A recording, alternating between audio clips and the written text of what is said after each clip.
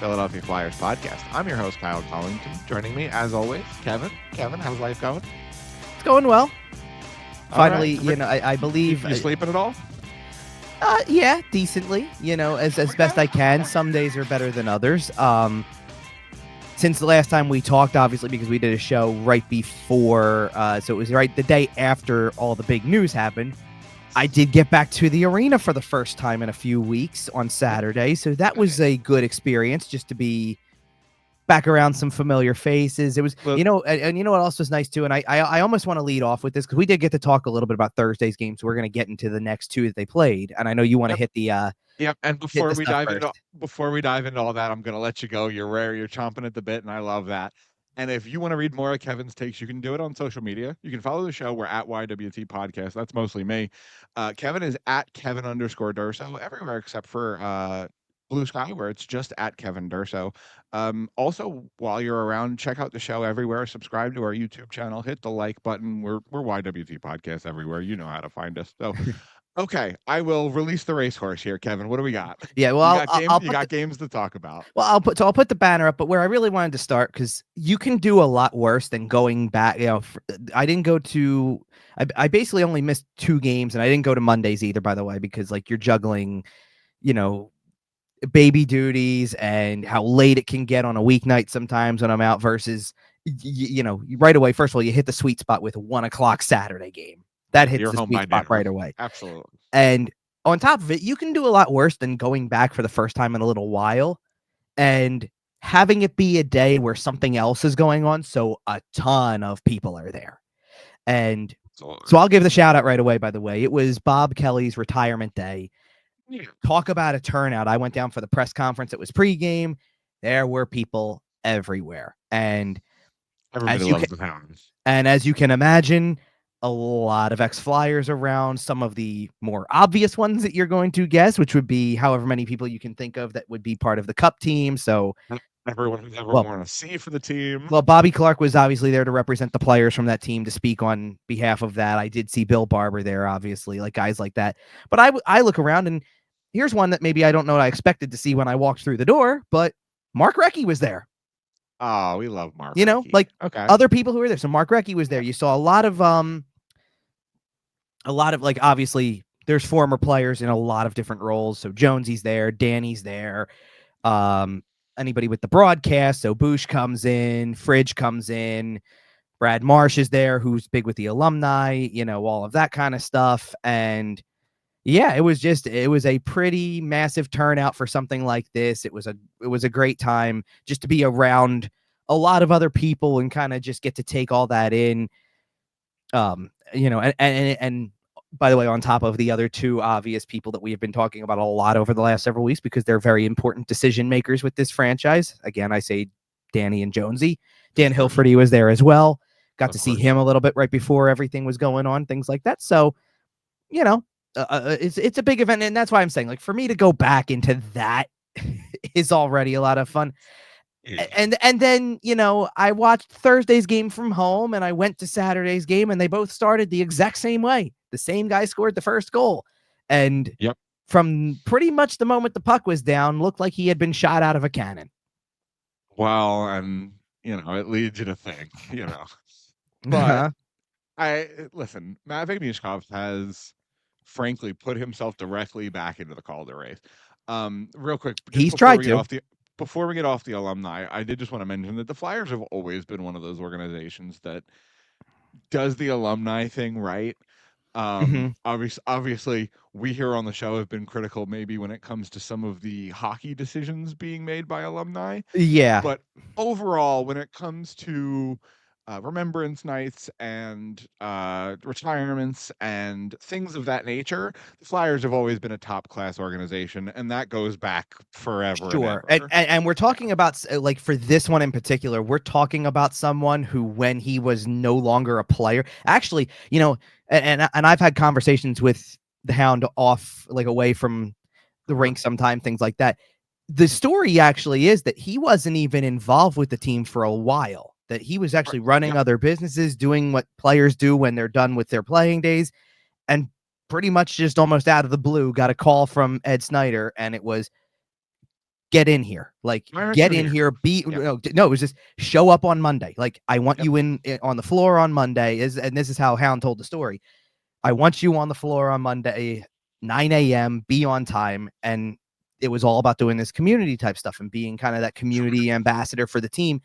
And now he's done that for well over 2 decades. I believe they said his first year that he was doing it was actually, ironically enough, it was the 04-05 season. So they lost the season, but it allowed him to step up to the community stuff and do a lot more outside of the games. And then it just turned into blending those two things together.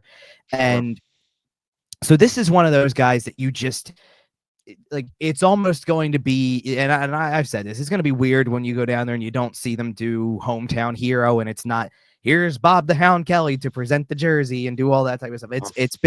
It's quite literally, it's been about as big of a staple as Lou Nolan announcing that that's going on.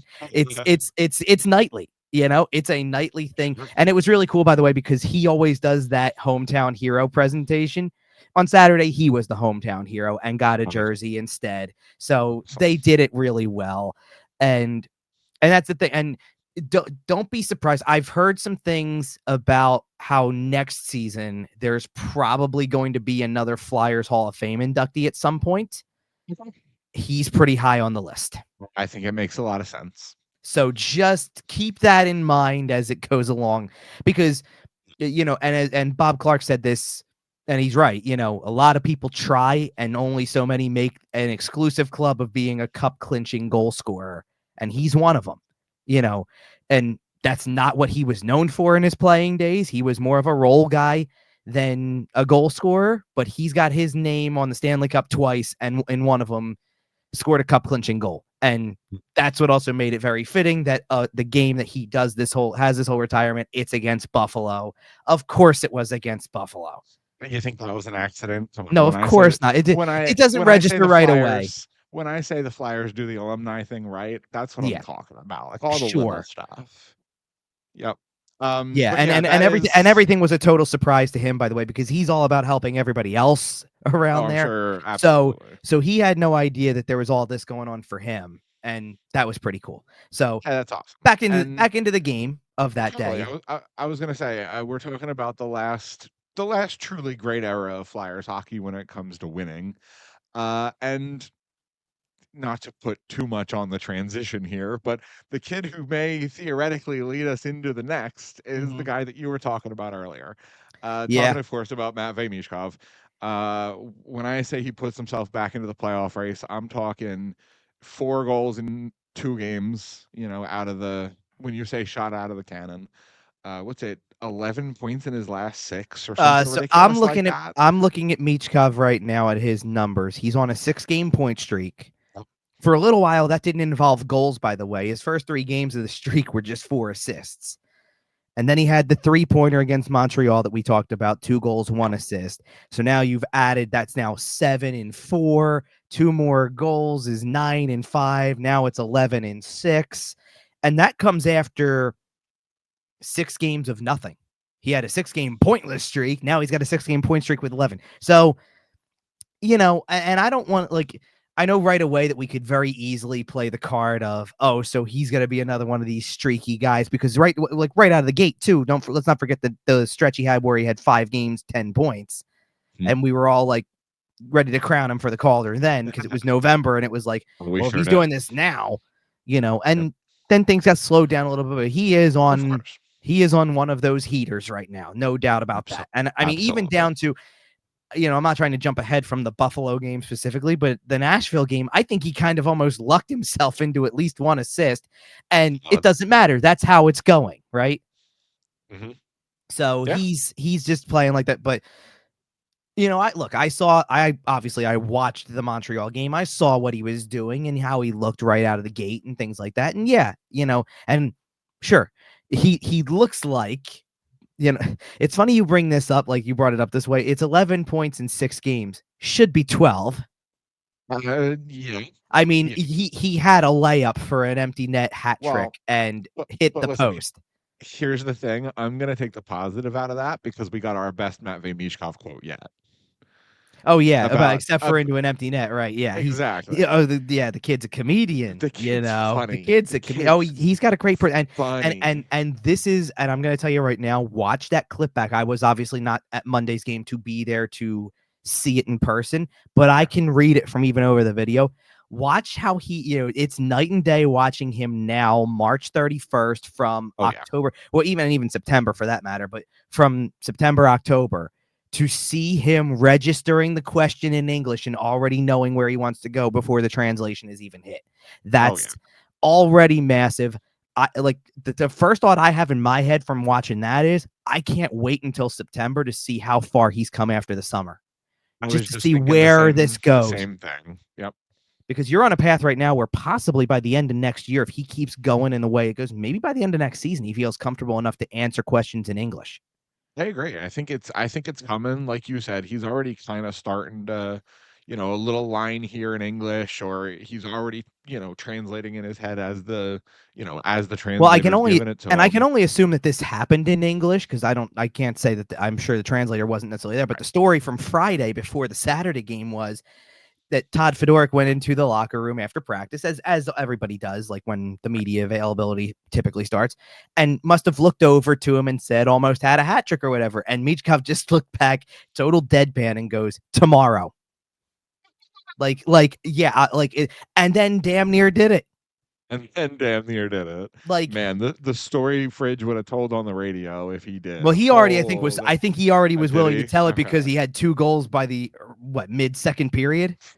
Insane. But I gotta give, like, listen, you love the 2 things you love to see about the 2 goals on Saturday were it's a 2-on-1 to start with. He's not interested in passing that puck whatsoever. He's going to take that shot himself. Good for Never him for for a doing it. second. Who was Right. with And him? Was it Brink Konechny. with him? Oh, it was Konechny with him. Because And now all of a Travis was sudden, never getting that puck. no, here's the thing. Because now all of a sudden, remember earlier in the year when now former Flyers head coach John Tortorella told you, I don't know if they work together or that they're able to read off each other or whatever. Those 2 have been outstanding since everything happened. Thunder and lightning. Yep. So you have that one, and then Konechny leads him with the pass off a turnover on the second one, where now he's got to take it himself because he's ahead of the field, kind of. And this is just, look, this is my opinion. This is all the games I have been up there. I don't recall how many games. I mean, we're talking about he's got 24 goals on the season and in his career, obviously. Yep. I'd have to go back and legitimately count the number of ones that were at home at the games I saw. I've even seen him score 3 on the road at this point on top of it. So far to me, that backhand goal that was his second on Saturday, in my opinion, has been the prettiest one he scored so far. Pretty. And I like the goals he scored in overtime. I think that like the goal against St. Louis is up there, and he's had a few others, that are super skilled. Don't get me wrong. I think that's the prettiest one so far. Yeah, and I think we have seen flashes of his generational talent at points this season, but it has mostly come in his passing and how he uses the puck in space and all of these tiny little things. That was one of the first times that we really got a glimpse of it on the goal scoring end. Yeah. And that's the part that if that rounds out at the NHL level, he's gonna be really good. And I'm trying not to overstate things. But No, like definitely. as the elder statesmen kind of age their way out, we might touch on Alex Ovechkin a little later in the show. As that full disclosure, what generation, do you think I'm watching right now? Hello. As that generation starts to kind of age their way out and the next group starts to step their way in, look for Matvei Michkov to be a part of that conversation. Man, That's I'm all gonna I'm gonna tell. say. Well, and I'm gonna like right now we've always gotten hopped up over, and there's been plenty of them this year, but over the Ovechkin Michkov matchups already because of that dynamic. It's very Sid and Mario right now. In that sense, I can't wait for as the years kind of pass, as we're still on the tail end of Kucherov's prime years with Michkov entering the prime. Yeah, I just Like, that's what I think the next step of this is going to be. okay. You know what I mean? Like right now, it's clearly, if you're talking Russian players, it's going to be Well, Ovechkin and then well, that net ways. But I think the bigger story is going to be as Kucherov slides out of his prime. It's going Michkov's to going right into it. well, it's going to be hopefully Mishkov and Kaprizov battling for Hart trophies Well, that's true too. You got to factor because him in as that well. story is going to be so much fun. That hopefully they're Ovi and Gino, right? Yeah, Give it to me. Give me that's them fighting at the Olympics. Like, come on. well, not literally, but yes, I Well, know in what you mean. practice. Oh well, yeah, I gotcha. There's Anyway, videos. but anyway, like I look at and the sad part about what you're talking about is, with Michkov specifically, is now you start to play the what if game. Of What if they had a better power play? What if it wasn't John Tortorella coaching a certain style with this kid? Sure. That because at this point they've got 6 games left. He's gonna get 25 because he's at 24 as it is. 30 is probably a little bit of a stretch because he'd have to score pretty much he'd have to score 1 a game. I mean, It's he's not averaging 2 a game in the post Tortorella era. It's I not know it's not sustainable, but I well, get no, I it. was gonna say it's not out of the question, but it's not as likely. But Well, I think it would. but I think he'd be a shoo-in for it if they had even a slightly more competent power play. I mean, if he's involved in 4 or 5 more power play goals, even if they're not his own goals, It would take an Ovechkin-like burst. And yeah, we've seen it, from Ovechkin. You know, yeah, what has everyone said about Ovechkin his entire career? As he approaches a milestone, he hits the gas. yeah. Well, And if Matvei Michkov has that same, that's the and entire right, season for Ovi. I just saw it tonight. It's 38 and 58. well, and Which think is about it this way, insane. right? Think about it this way. He's had his ups and downs. He came out of the gates hot. Then he was Yep. cool for a while. Looked tired before Four Nations. Shot out of a cannon right after Four Nations. Then he cooled off again. Then he gets this, and he shot out of a cannon again. Now, if he can sustain it for the last 9 games, and I assume he's going to empty the tank here because there's no reason not to. The season's about to end. Maybe he does it, right? Maybe he's got 28 going into the last game, and he gets one, and they get him an empty netter type of situation. Yeah, I think it's feasible. Maybe not likely, but feasible. And I'd like to see it. And again, I'm not expecting it. No, and I'm playing devil's advocate here a little bit with the he's there. He has 30 if not for the power play and not for probably the coaching style. Let's be real. I mean, and to say that about him as a rookie at mostly part of the year 19, part of the year 20, very impressive. That really gives you a lot of hope on what he could become. That we were sitting here just saying how impressive it was that he broke 50 points, knowing the style that they play. And now 60 is firmly right. Well, no, but now 60 points is firmly within reach. Yep. I don't know that he's going to get to 65. That's again, you'd have to really go on a big heater here. They're gonna let's be real about, and we're not jumping to looking ahead too quickly here, but they're going to start playing. They're going to start playing better teams. Yeah, but not really, man. Well, teams. Okay, how about this? There's only what, one playoff team there? 2 playoff teams the rest of the way. One game against Montreal, one game against Ottawa. But the Rangers are still in the race. The Islanders are still in the race. Columbus is still in the race. And as long as those teams have something to play for, will they be in a week and a half? Columbus is the one where it's going to be a little bit more of a stretch, probably. The Islanders are probably going to be out of it by the time you play them. Depends on how. You know what? I have to see how many games they have left after that to be within 2 or 3. But you know what I mean. Yeah, I know. Well, and I'm also more or less. I'm just looking to the next 2 in particular. They're going to play the Islanders while they're in a spot. They're going to play the Rangers while they're still in the race. And the Islanders might be out of it in a week and a half, is what I'm saying. They might be out of it, but teams fall off quick this time of year. They might be, but it can. It also can be that last gasp effort because you know that you're still mathematically alive, even though it's very unlikely. The Flyers did that down the stretch too. They were about to be mathematically eliminated, 1-2 games to make 82 count, and it wasn't really likely they were going to make it, but they kept themselves in it for a couple extra games. So That's what I see. Look, they're going to play Ottawa, who's more firmly locked in. I mean, at this point, I don't know if Ottawa probably doesn't really have a shot to move anywhere else at this point. But well, they can make some moves in their division, but yeah, they're 7 back, a third in the division. that It's is a fair. little bit of a stretch. Florida or Tampa would really have to fall But then off. again, like right now, Ottawa's playing on this is Tuesday night, so they're playing Ottawa. Ottawa's playing tonight without Brady Tkachuk, who's sitting out a game, and if they lose that game and other teams behind them start to put some heat on, you've got to win the games that are against teams like the Flyers, quite frankly. Like, you got to win those games just to create some separation, especially if somebody starts to challenge from behind them in some capacity to get closer to overtaking them in the wild card. Like, they look comfortable. They look comfortable right now. Yeah, I don't think it's moving. But stranger things is all I'm saying. Now here's the thing. We're saying that for the Ottawa down the stretch. I'm going to tell you that the Rangers have an interesting dynamic right now in this thing. And Columbus kind of does too, to a degree. They're a lot of points back of the Devils. The Rangers are 10 back. The Blue Jackets are 12 back. That feels like it's over. But Columbus has 4 more games to play than the Devils do. And if you but they're 12 points down, you got to win all 3 of them, or you got to win 3 out of the 4 to even be in the conversation.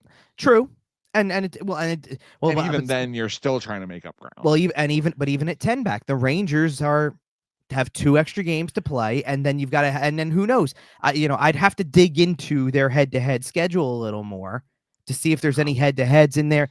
It's just something to keep in mind, just something that's interesting. That's all I'm saying. Most of this is set, and sure, if you're the team playing, at this point, really, the Metro's pretty well lined up. But if you're playing one of the 3 teams at the top of the Atlantic, those teams are playing all out because it's 3 points for everybody with 9 to go.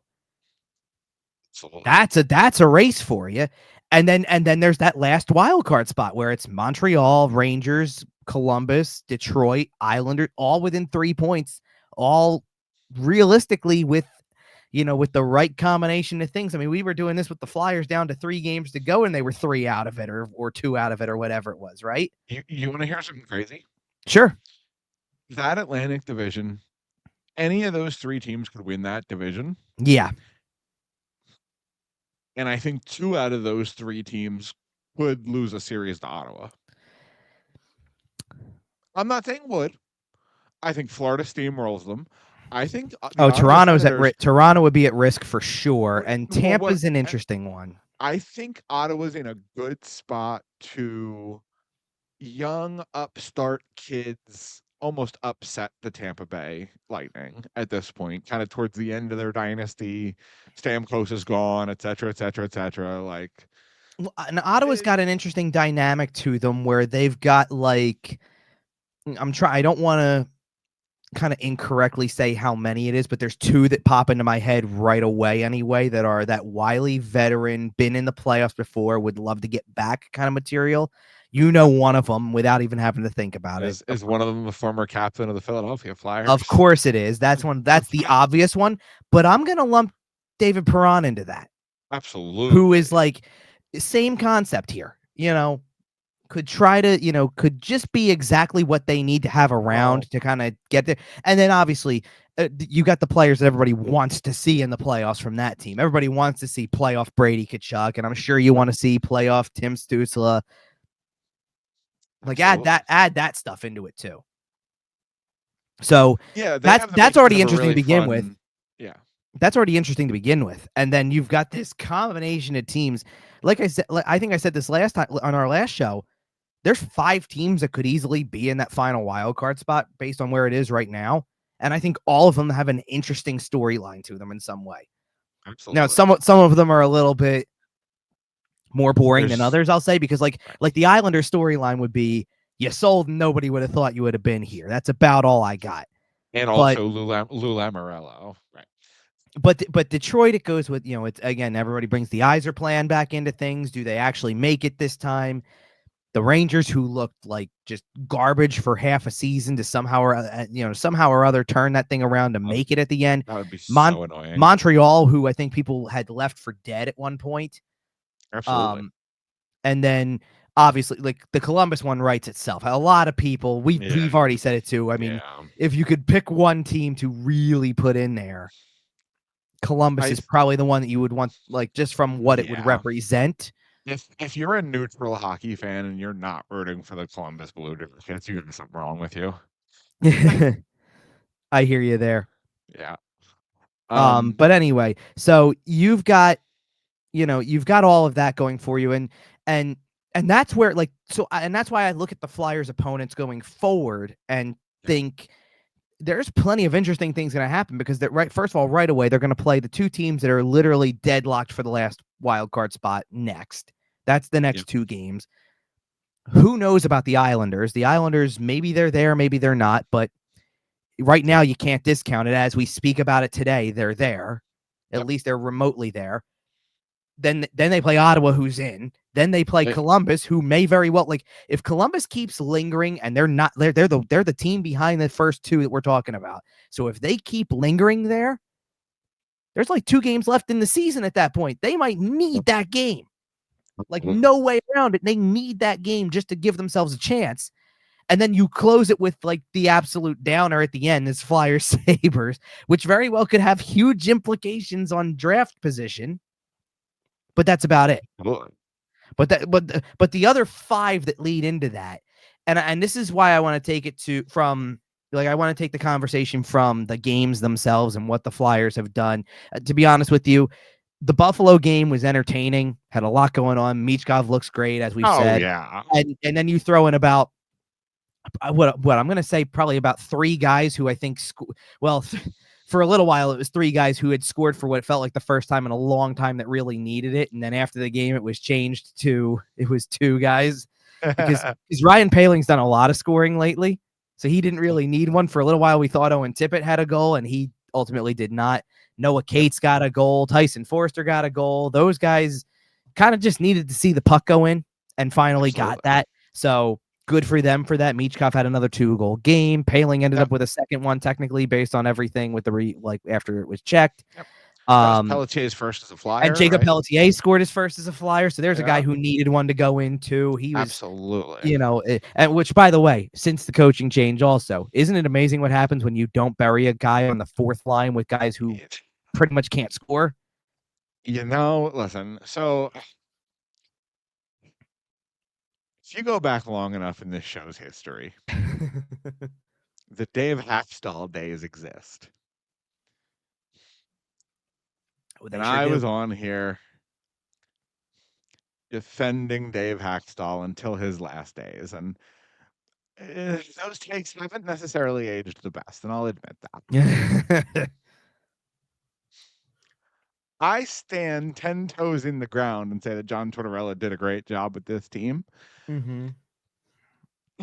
I can't agree with every decision he made, and no, and you're never going to.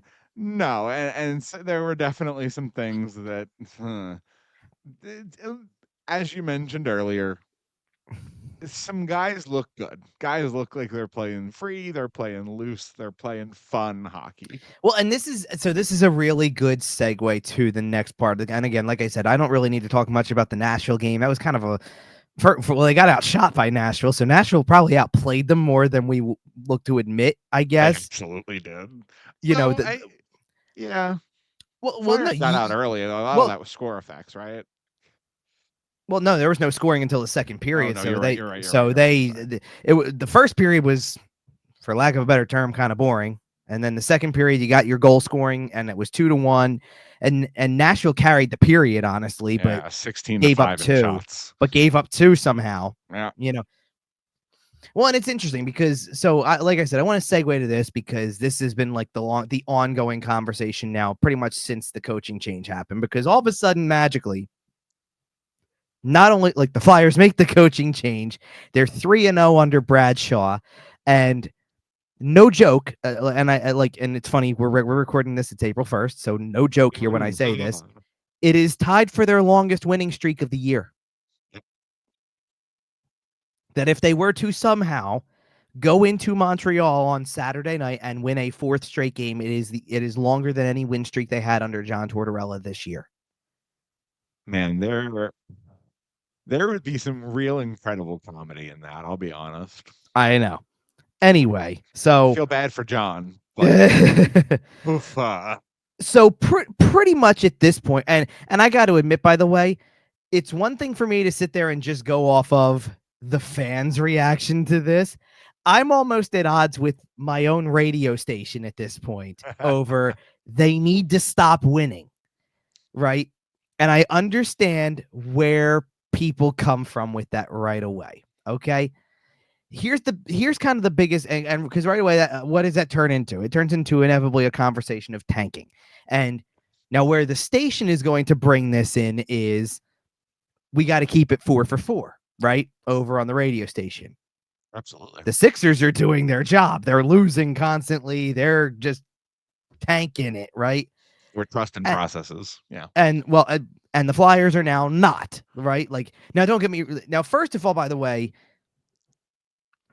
so first off, one of my biggest problems with this conversation is how often is there a true consensus number one pick? Now, recently there has been, and that's, you can certainly say that. But if you asked people at the beginning of the season, and I'll pitch this like I'm asking you, and you can give your answer based on what we say. If I asked you at the very beginning of the season, no games played yet, it's October, who's going first overall? I think it was James Higgins, wasn't it? Correct. That's consistently people were saying it's Higgins, right? Now there are still some people that may say Higgins, but now there's Matthew Schaefer and there's Michael Misa, and there are options. There is not a clear-cut choice here anymore. And if there is, I would say it's probably Schaefer at this point. It's very close because I agree. And if the Flyers do end up spiking the lottery, and obviously we're going to be getting into that conversation here, if they do end up spiking the lottery, there's almost no wrong choice here. Right. I'm You're either getting a really good defenseman or a really good center. Yep. Right. And I think, Well, Higgins is almost, if I can make a comparison with Higgins for right now anyway, Higgins is almost turning into Shane Wright. The guy everybody said at the start of the year, oh, that's the guy. That's the number one pick. And then draft night rolled around and Shane Wright didn't go 1 or 2 or 3. He went 4. And it was a surprise. And it felt like a bit of a surprise because all of a sudden it was like, okay, I kind of maybe thought 1 wasn't, because let's say the parallel to that was for all the years that Nolan Patrick was number one. Oh, he went 2.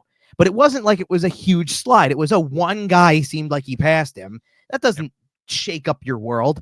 Shane Wright had 3 people go ahead of him. And it was like, is something going on? What's wrong with the kid? Why is he slipping? What's happening here? And there's slipping like Michkov did, where it was like, you're a top 3 talent, but nobody knows what your future looks like. So I don't know if I'm willing to wait, so I have to consider that as well.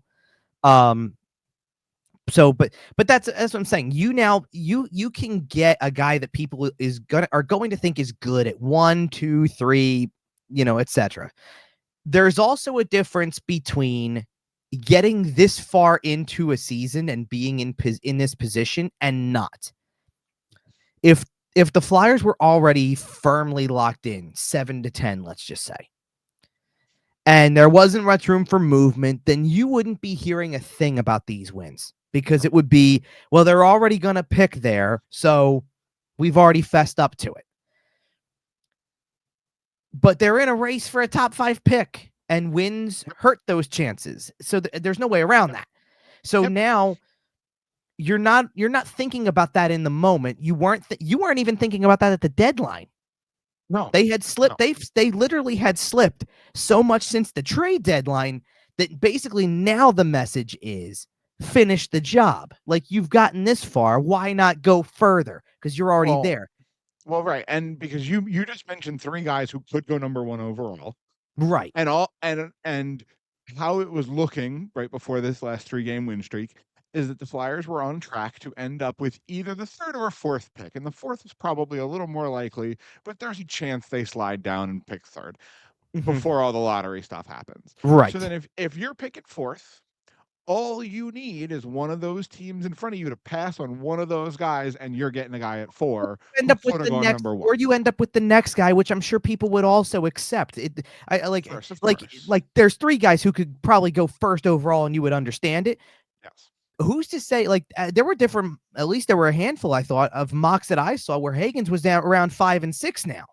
Yeah. You know what I mean? And people would sit there and go, "So go." Back to a conversation we had on the last show. So go ahead, take your swing.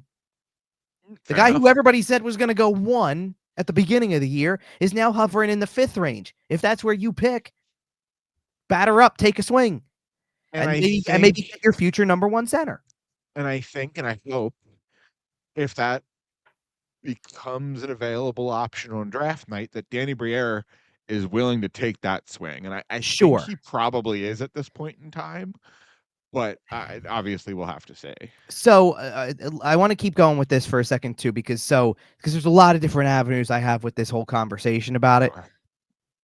One of the things also is that, and this is the NBA comparison here, because the only similarity between the 2 leagues is how long their season is. Yeah, it's really there's no lottery in the NBA. It's well, no, there is a lottery. Oh, is there a lottery? There's still a lottery, but the odds are dispersed in a totally different way. It evens the playing field more. Everybody wants to be there. I mean, even just this particular season, by the way, in the Sixers case, the pick is protected.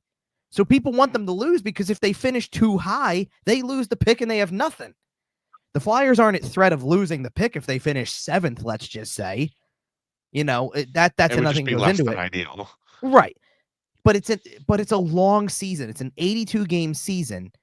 And it's not as simple in the NBA where you can just sit there and go, hey, our 3 best players, they're all sitting out tonight.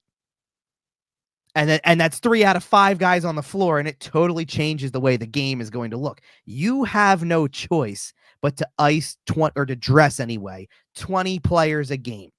You can't just pull, as the Flyers found out against Montreal on Thursday night. Well, as the Flyers found out, when you have to still make a guy, even for disciplinary reasons, sit there and watch the game from a bench in uniform. Sorry, that is just the funniest thing, man. That is this year's version of the dog pooping on center ice. It's so funny. That's pretty funny for you to say that. It's so funny. But you can't just pull out 4 or 5 of your better players and say, this doesn't matter, we're going for the loss, and that's that. Perfect. One, it's not going to be, you're going to have an investigation at your door the next morning if you do something like that, for one, from the league. 2, it's just, and I know people aren't in love with every aspect of hockey culture, but it's not hockey culture. And guess what? It's not just the players that go through that. It's coaches, as John Tortorella made it very clear. But also, you think Danny Briere, as an ex-player, wants to sit there and say, we're going to throw a game? Oh, right. So forget that. Take it out of your mind. No, and you know what really bothers me about it too is everybody's going to sit there and say the Flyers needed to keep losing, right? Oh, and that Buffalo game, because Buffalo was behind them, they really needed to keep losing. Nice. Well, yeah, it would have been nice. I'm not saying it wouldn't have been nice, but I'm going to go scroll through for a second here, and I'm just going to check. Just give me a minute to check the scoreboard on Tuesday night. Oh yeah, as we're speaking, and this could be updated by the end of the show for all I know. But the Buffalo Sabres right now are leading 3-1 against the Ottawa Senators. Now, that team's probably making the playoffs, as we just said, right? The day after the Flyers beat the Sabres played Washington and won. So they're not even tanking. They didn't look at the game against the Flyers and then say the next day, hey, we're going to go and lose this one too, and we should lose to Ottawa. They're doing the same thing. They're ruining some of their chances. And so that's part of it to me also, that it's not like this is exclusive where the Flyers are the one team winning. If nothing else, it was almost inevitable the Flyers were going to win a few games again, because everybody else around them for a little while was winning games, and they were the team kind of in stealth tank mode. And now they've snapped out of it a little bit, and somebody else is probably going to lose a little bit. Well, and here's the other side of the things, right? It's really easy for us to sit here as fans, as media, as people who cover this team and care about this team, to just look at it as a spreadsheet and say, go lose, get as few points as possible. But we have to remember that these are human beings. These are professional athletes. These are competitive people. Yeah. And we have seen over the last several years, frankly, what losing does to a culture. And this team was really going through it, right? Sure. We have rumors of a verbal altercation between a player and a coach that Yep. led to the player being healthy scratched for almost 2 full games and a coach eventually losing his job. I'm not saying it's directly because of the incident, but it seems to be a factor. Right. And I think I saw the argument made, and I think there's a lot of sense to it, that picking 7th, but not getting these guys to hate the game of hockey is way better than picking 3rd, but 3 of these guys in their head kind of turn it off next year, Well, or and whatever the case may be. I'll give you another part of the equation then too to go with it, which is, let's just say you're sitting here, if you're Danny Briere, knowing you've got all these picks at your disposal. I want to go and maybe make a couple trades. I may want to throw an offer sheet out there. I may look at free agency. I'm going to be this year, next year, whatever. If a player's out there on the market and knows that's what they did at the end of the year, they wanted to lose deliberately. They rolled all over draft pick, and they literally told their players do this and sat a player out for non-injury purposes anyway. That could turn off. You know what that could turn off? Could turn off players. Could turn off players. But you also have to enter a coaching search now. That could turn off a coach who doesn't like that philosophy. So you've got to be really careful about that. And listen, I brought this up last year around this time, and I'll bring it up again now because I'm seeing it again, and I know why people are frustrated with what's happening right now, because it goes back to how you feel about the last, maybe more specifically than I rounded it up to 15, but let's call it the last 12, 13 years, really. And really, I think you just draw parallels to the last two guys. Like, you're sitting here going, because of this, because Danny Briere is almost essentially making it harder on himself by they're going to pick somewhere that it's not as much of a slam dunk, I'm out. Because Hextall couldn't do it. Fletcher couldn't do it. I'm out.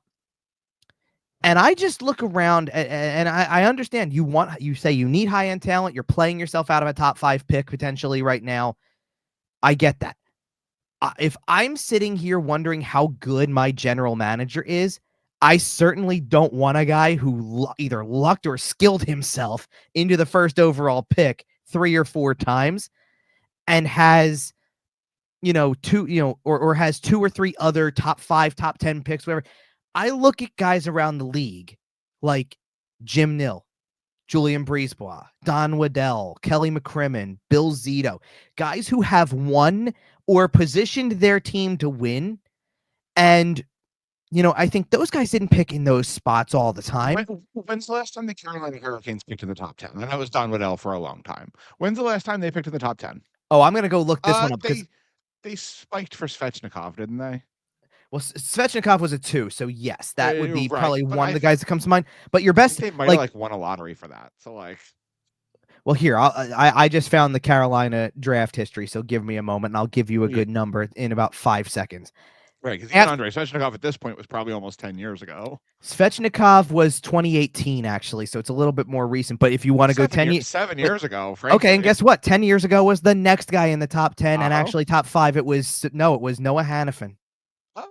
Oh, I forgot they drafted him.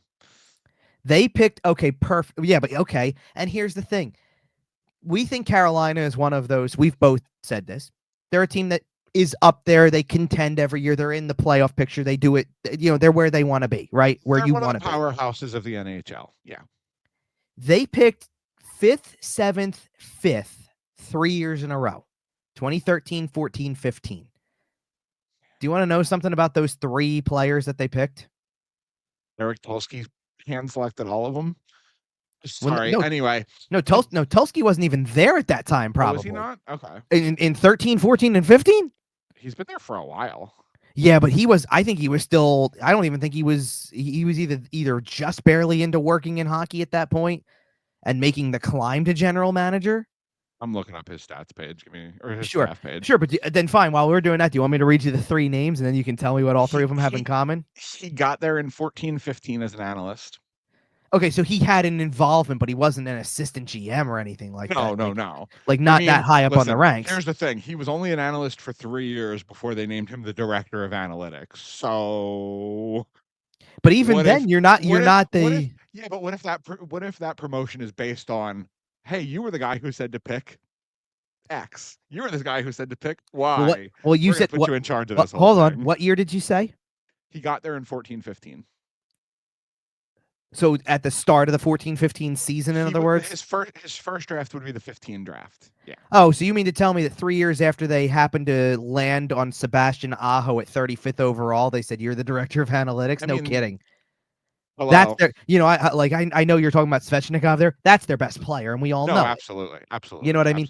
No, so the 3 players who I'm referring to, by the way, are Elias Lindholm, Hayden Fleury, and Noah Hannafin. What do the 3 have in common right now? None of them are in Carolina. There's your answer.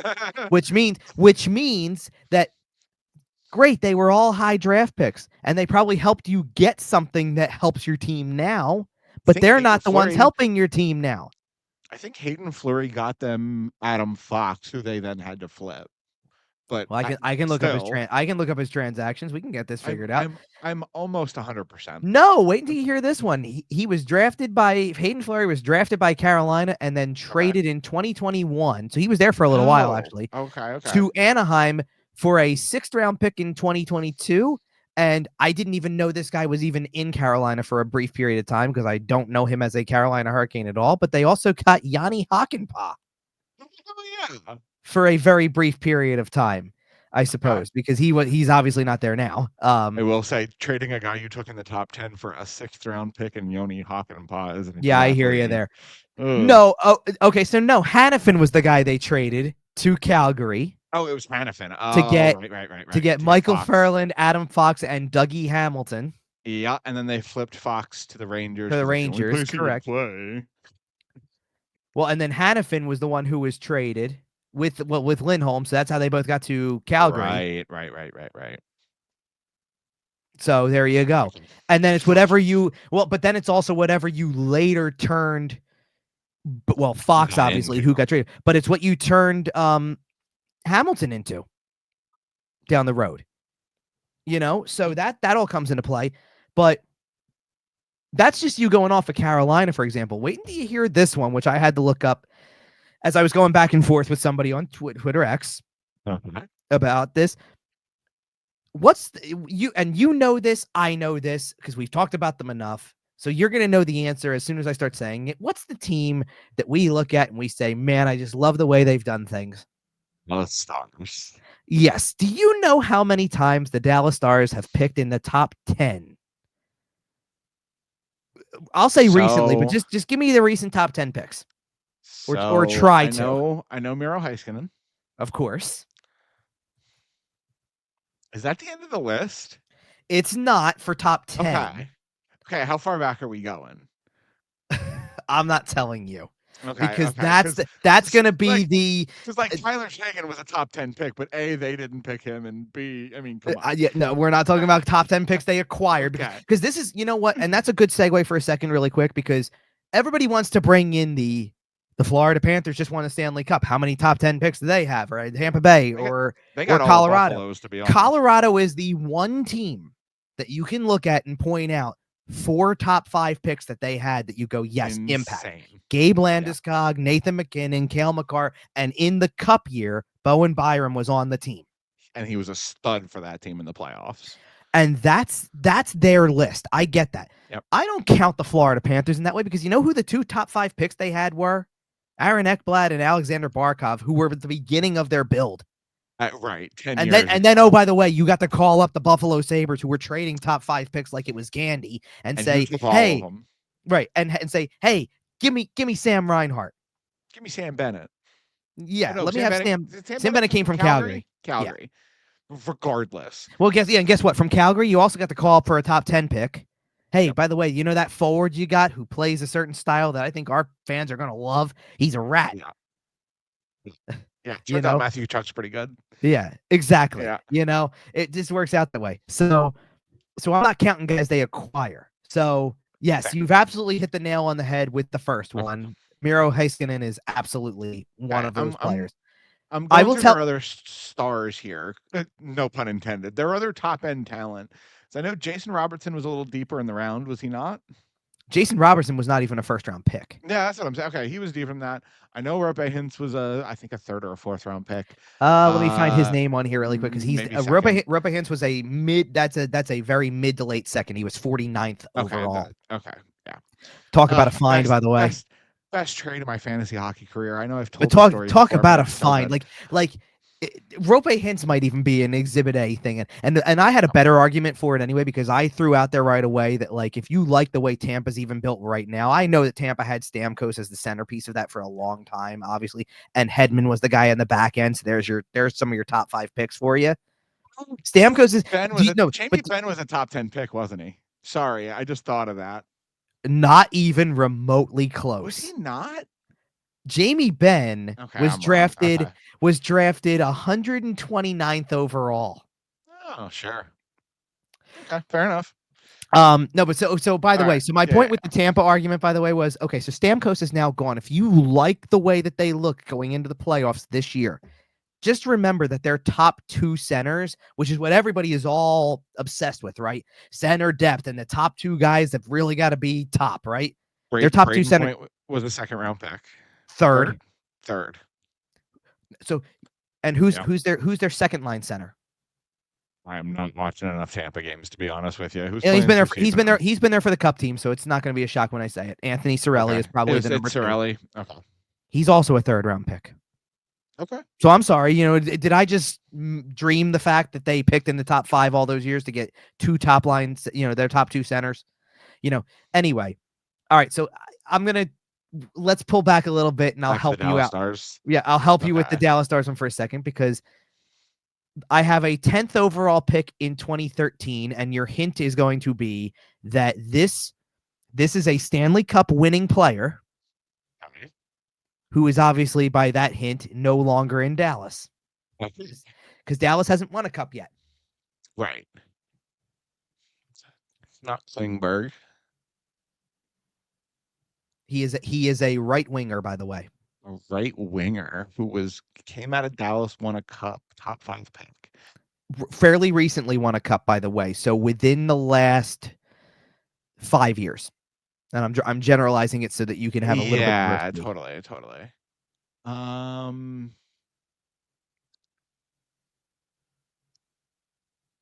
have no idea. Val Nichushkin was the 10th overall pick of the Dallas Stars in 2013. Their next top 10 pick after that is in 2009.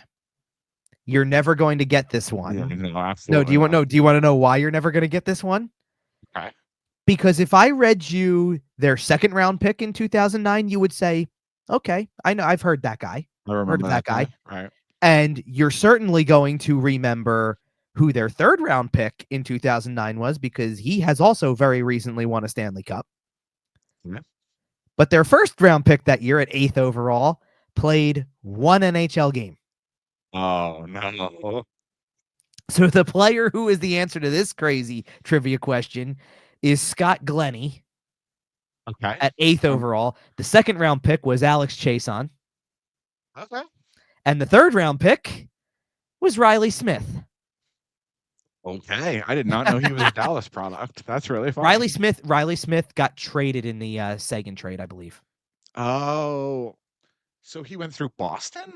Riley Smith was in Boston for a little while, He yeah. Go through Boston, didn't he? Yeah, see, absolutely. I kind of pick up on Riley Smith's career in Florida. Now, do you? Sure. Yeah. Okay. Yeah, and then you lump it together with Jonathan Marchessault, and then eventually transfer to Vegas. Right. Right. All right. So then the dumbest expansion. Anyway, do you want to know? I can't wait till there's more expansion. I know. Do you want to know? Okay, so I just gave you that, and that's 2009. Do you want to know when the next time I find a top 10 pick for the Dallas Stars is? Is it in Dallas? Yes. Okay. It's not that insane, but it is still very man. No, it's not that insane. It's still very insane. Okay, go. 1996. Mm-hmm. Is it Neuendijk? No, because this is the part that even sucks about that. Neuendijk was not a draft pick of them. He wasn't. No. No, You're right. Neuendijk went through Calgary first. For a second, Right. when you said that, I don't know why my brain went to a different. I picked another long last name and went to it. I thought for a second you said Langenbrunner, or we're going to Langenbrunner. Langenbrunner was a second round pick in '93. Oh wow, that's so crazy. even he was like a find. That's so funny. You know what I mean? Well, there was only what 21 teams, so you know. Langenbrunner was still picked. Langenbrunner was still picked 35th overall, for what it's worth. So he okay. So he would. Yeah, see, that's why I'm saying I can't gloss over that. I mean, so much so to the point where they have, quite literally, probably they have the one first overall pick that everybody knows. Hello, he's only my favorite player growing up. And then after that, like, you see the top 10s that helped form a cup champion in '99. Yeah, who's this '96 player? In '96? Yeah. We never got a name. Who is Rick Jackman, who played 231 games in the NHL. By the way, little fun fact for you, Flyer connection for you. Okay. The next pick the Dallas Stars made in the 1996 NHL draft was in the third round at 70th overall, and it was John Sim. Oh, John Sim. What a good phantom. Oh, John Sim was such a good phantom. By the way, if you really want an answer to a trivia question, by the way, the year before in 1995, the Dallas Stars picked 11th overall and picked a player that they never used on their own roster because that player went on to become a Hall of Famer, only one Jarome Iginla. Oh, no. Okay. Summer shows are going to be a lot of fun. Let's circle back to the Flyers. But okay, but my point is that that's a team that I didn't even expect to find that picked that little in the top 10. And the real kicker of this is, okay, I asked you for top 10 picks that Dallas has made. Who was the first name he came out with? Miro Heiskanen. Who they didn't really get to pick in the right spot because they won the lottery that year and jumped, 8 spots? Yeah, it was like 11 or 11 or something like that, but whatever it was. So they went from middle of the pack 2 to winning the lottery and got that player too. So even that year they weren't bad. Yeah, and then they just got an absolute. So quite literally what you're finding out is that aside from the early 90s when they were building what eventually became a cup team, because some of the other, by the way, one of the other top 10 picks they had in that early period was Darian Hatcher.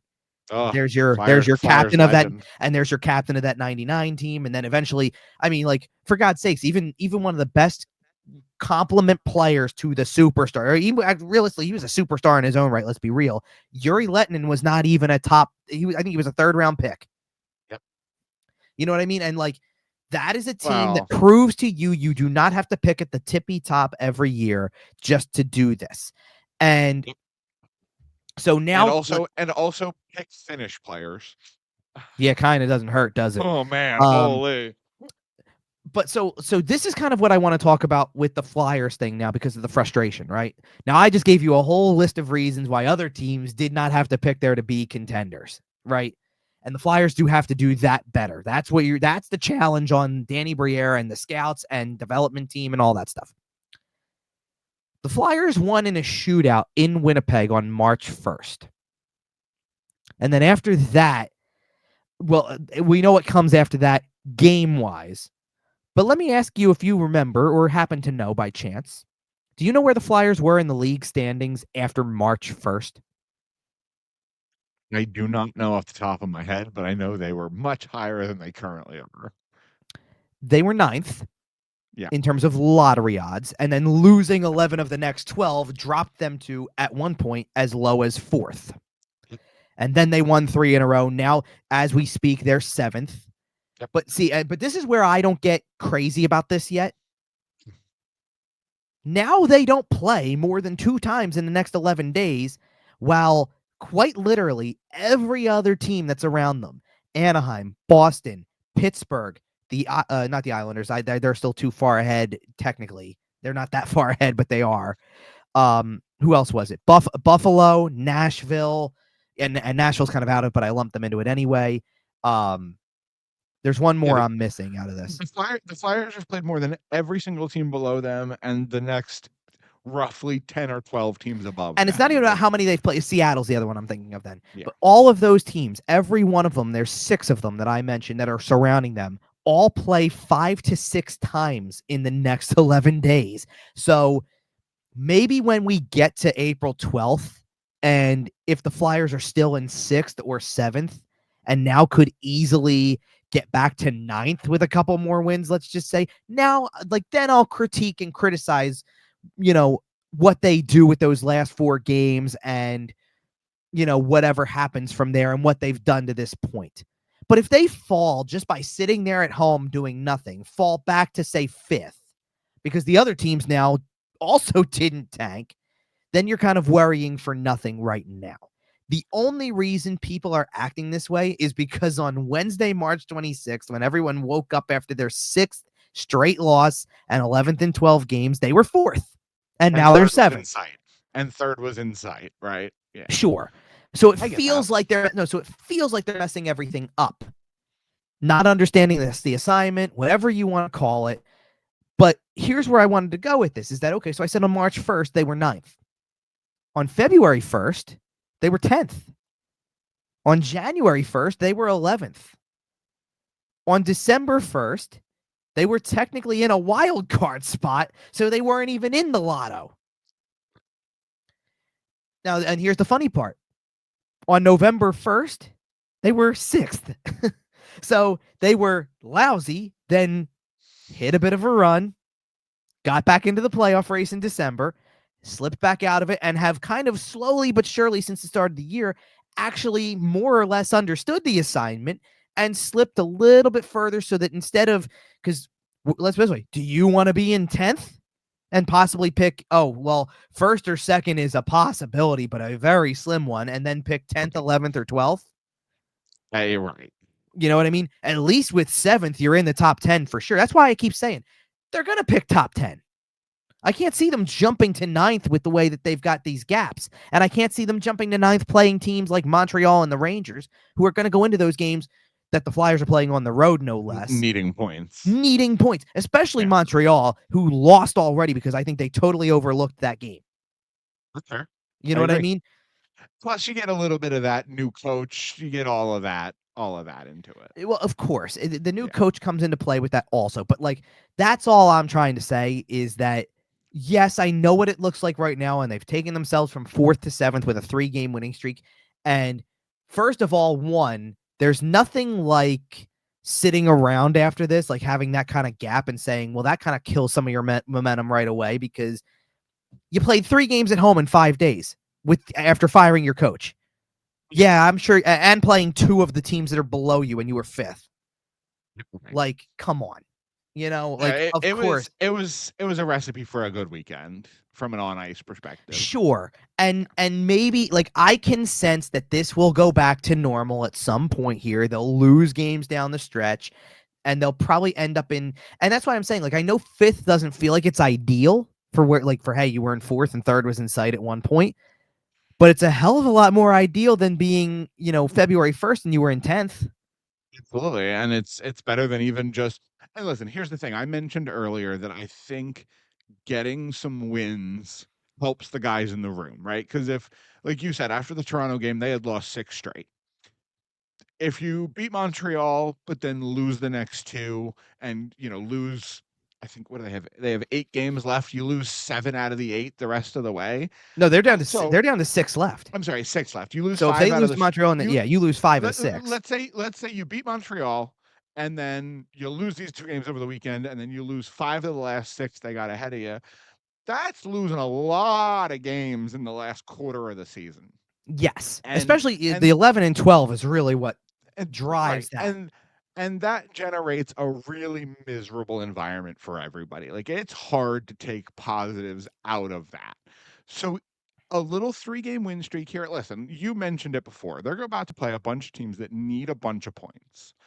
They're not going to win all these games. They're probably not going to win most of these games. They might win a couple. They might slide themselves out of 4th and into a 5th or a 6th type of situation here. Well, and you got to ask yourself too, when the last game of the season rolls around against Buffalo, does it even matter by that point? They could win. They could go out and win that game by trying to go out on a high note for the year, and it doesn't do anything to the position whatsoever. Sure, and that would be great. That would be spectacular. Sure. And I just can't help but to look at the fact that the other 5 teams, at least as we start April, have a reason to keep playing. Sure. Have a reason to need these wins. And like I said, for what it's worth, I mean, the Flyers started to lose some of these games during that road trip, for example, where you could tell early enough in the game, it's hard to come back from, well, we fell behind again, and it looks like another loss. Like you know, and I know why I'm watching the Washington Capitals right now for that piece of the game. But I'm going to tell you right now that when I turn the game on and it's 2-0, at least put it on before we started recording anyway, and it's 2-0, and I know how Boston has played the last several weeks, I'm not expecting much of a game at that point. And I look up now and it's a 2-2 game. So Boston hasn't quit. They're not sitting here going, we can't win this game. Let's get out of here without it, and let's just let it be what it is. They're already down 2-0. Just play out the rest of the game. No, they're trying. They're competitive professional athletes who are exactly. Yeah. And I just would, and that's the thing. Like, it's almost like the best thing for the Flyers and their fans right now is not playing. Absolutely. Take a break. Let them sit there at home and let everybody else do what they're doing. And that's why I said on April 12th, when the Flyers play the first of 4 in 6 days to end the season, if it's a serious threat that they're outside of the top 5, then yeah, go ahead and look at that 3-game winning streak and say, and whatever it becomes, and say that's a problem. But if they lose the next 2 games to 2 teams that really need the points, and so they gain nothing, and then slip back into 5th place, 4th place, maybe even, because everybody else behind them plays that many times from now until then we'll talk, you know? That's all. It's, of course, as you mentioned, the Capitals game, Dylan Strome scores to make it 3-2. So yep. Well, and listen, that's ideal because there's about 9 minutes left in the game, and in about 7 minutes, Boston might pull the goalie. So oh, for that purpose, yes. Come on, man. Absolutely. Yeah, but we're getting down to the territory because he only needs 4 more. I don't want that goal to be on an empty net. Yeah, but this goal isn't that goal. So right, I know. I'm just saying we're getting closer to where everybody's going to say something about it, and then. Okay, so question for you, and sure. Any chance you sit him on the road if he's 1 away?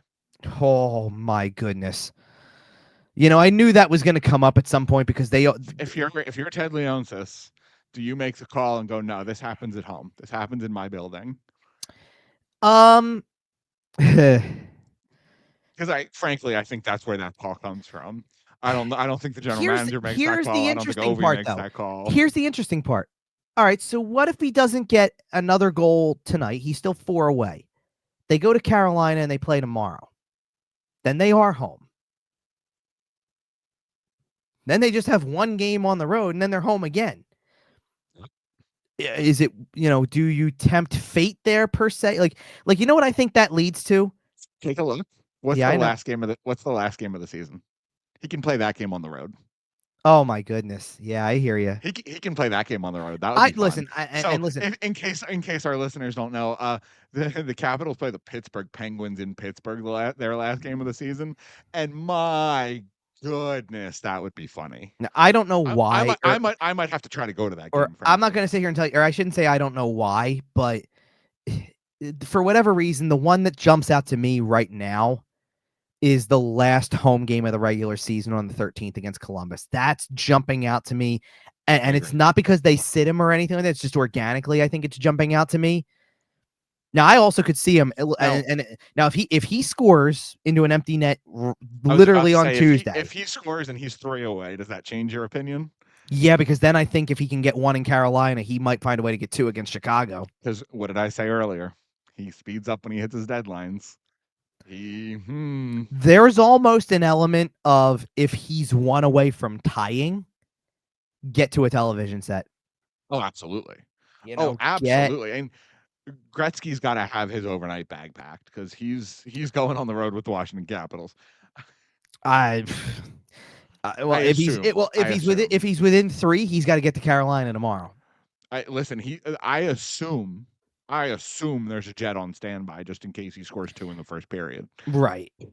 Well, maybe Like, so, but well, listen, regardless, I will say this: I'm glad that the next handful that they have, they Wednesday, Friday, Sunday, the following Thursday, all non-flyer game days.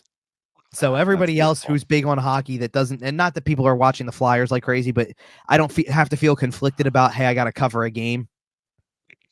Well, speaking of Flyers home games, let's talk about the home games between now and our next show. Well, that's funny. There is none. Well, the games between now and our next show. Yes. We have 2 games. They will play that Montreal game on Saturday.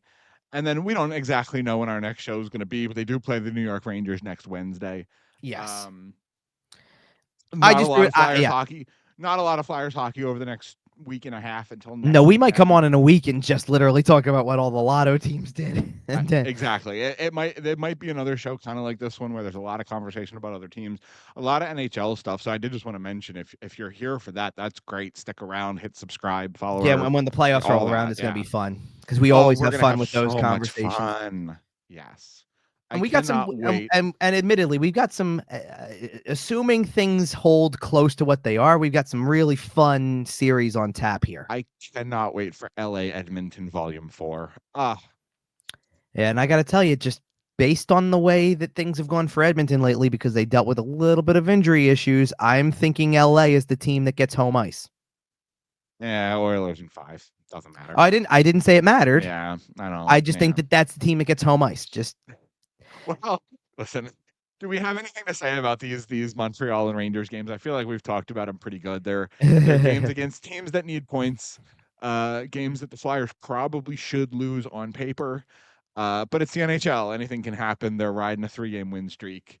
Montreal isn't a great team, so it's feasible if you just go in there and beat them. So, by the way, and here's what I'll say for what it's worth to kind of add to this. I don't believe the Rangers are done with the with that little West Coast trip they were on, right? So I think they're just for at least right now. There's just tonight they're not playing. They're not. It's for Tuesday, but Montreal's playing right now and getting down to the wire of a game against Florida that they are currently losing. Just throwing that out there. And Columbus is on their way to a win against the Predators.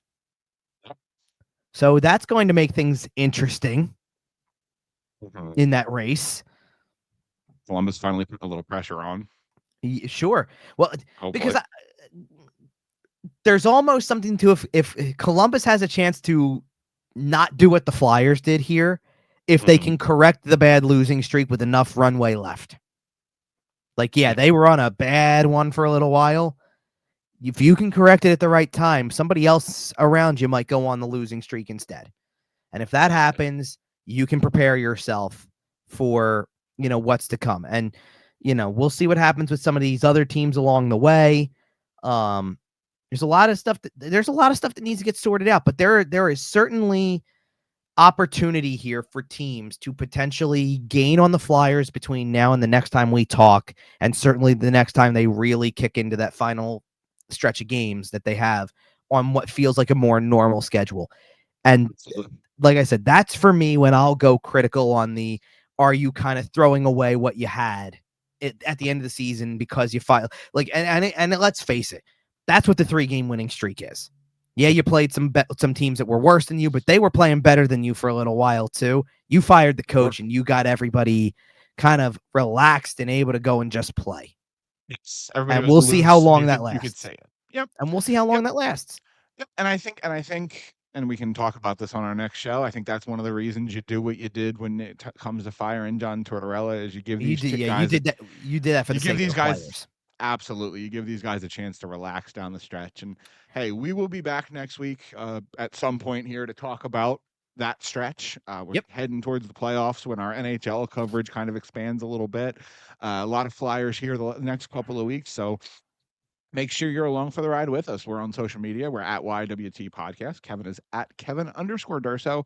Everywhere except Blue Sky, where it's just at Kevin Durso. Find us everywhere you find your podcasts, including sportstalkphilly.com.